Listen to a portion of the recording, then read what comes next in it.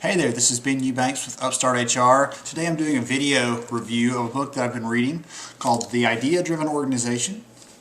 It's by Alan Robinson and Dean Schroeder, and it's definitely an interesting book. I've enjoyed it a lot, and I want to talk through a few of the things that really hit me hard as I'm going through the book and picking up ideas and things to put back into my daily work and the way that we do things. Where I work, I want to learn how to do things better, smarter, and there are definitely some really good points and tips in the book for how to do that, some strategies and things like that.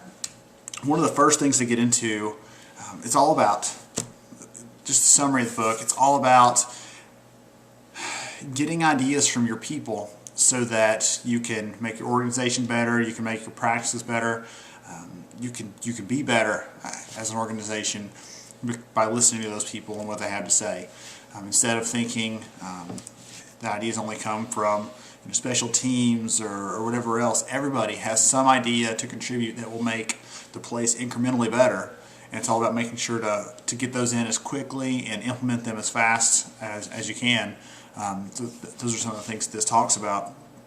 One of the things that I think a lot of us are familiar with is the concept of management-driven versus frontline-driven ideas. So management-driven is, you know what, we have a new policy, here's how it's going to be, and they just lay down the law. Well, they give plenty of examples in the book, and that's one of the things that I really like, is they go through dozens and dozens and dozens of examples of how these things actually work, instead of just saying, here's a theory, get some ideas, it'd be great. Here's how companies have done it, they've saved money, they've become leaner, they're increasing their revenues. So a lot of really great hands-on tips. Anyway, so it's management-driven. Hey, do this, and whether it makes sense or not, sometimes it seems to make sense from a high level, but when you get down to it, the employees doing the work day to day realize, hey, this is a bad idea, it's not going to work for this reason. If they stop to take the time to listen to them and get their input, they realize that. So that's one of the problems, and one of the things they talk about is management-driven versus employee-driven idea generation. One of the neat things that stopped me was not even really about ideas in here, but it talked about successful managers versus effective managers. Sometimes those are not the same things. They did a study, or they were looking at a study that someone else had done of managers that were deemed successful. They climbed the career ladder, they achieved high positions, things like that, and they realized that the people that were great as effective managers, good coaches for their people, they went to bat for their team, they tried to develop their people and their skills. Those two things were not always the same thing. If the manager is a good manager, if they're successful, they're focusing on themselves and their own career, whereas a manager that's effective is focusing on their team and their people versus themselves. So that was one of the neat things that I stopped on, even though it wasn't really about ideas and things like that. I thought that was kind of a neat way to look at that. One of the things they get into is in here, and one of the main issues with people thinking, okay, yeah, it'd be great to do that. I'd love to implement all these ideas and all that fun stuff, but really, who has the time for that? I have a real job, it's already 40 hours a week, 50 hours a week, whatever, and I don't have time for these other things. This is just another thing to do.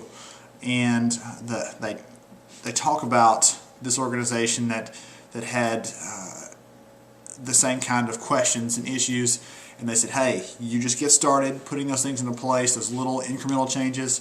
Hey, it'd be easier if instead of walking 50 steps, we had an extra one right here.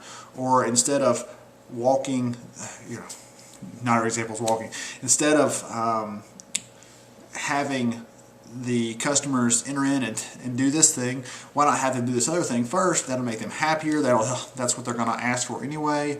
So it just goes through those little minor changes, but all put together, they add up to a lot of potential growth for the company and things like that. So they talk about a company that had implemented some of these things, and as they're rolling them out, people realize, hey, my job's getting easier. I have more time to stop and think about these things because we're doing this thing that ends up saving me 30 minutes a week. Instead of doing it this way, we're doing it this new way because this is an idea that I'd submitted. And then you save 30 minutes a week, so they can take that extra time to think through further innovations, other ways to make things better. So that was kind of a neat thing. One of the complaints or the issues that people want to instantly throw up is, oh, we don't have time to do that. and you make your own time if you do it right. One of the things that I really liked was being problem sensitive. You need to develop problem sensitive employees.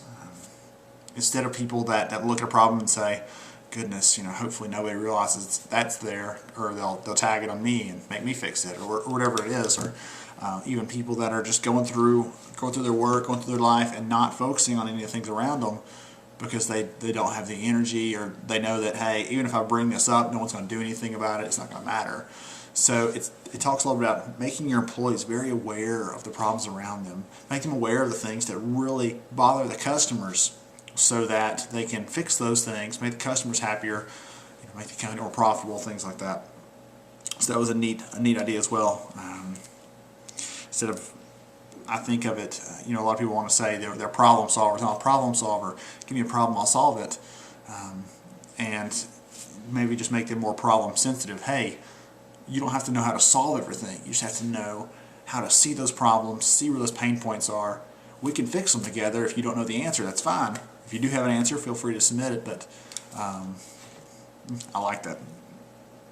Anyway, so those are just some different things I liked about the book. Like I said, there are dozens of great stories in here that are innovative, they're exciting. It's neat to see how these people are doing these things, and some of them might be in your industry even, so they give you some ideas. And even if not, it gives you some really concrete tips for how to set up your own idea collection, idea generation, the process for actually following through on those ideas, things like that. So it's very tactical, and definitely a book that I would highly recommend if you're interested in looking at innovation, you're interested in making things better at your organization, you're not sure how to start or where to start, or maybe you want to get ideas from employees, but they're not really sharing anything. Well, you'll get some ideas here for how to get them to open up a little bit, to get them to share some things, and hopefully to get that process rolling. Again, this has been with Upstart HR. I hope you enjoyed this review, and I hope you check out the Idea Driven Organization. Thanks.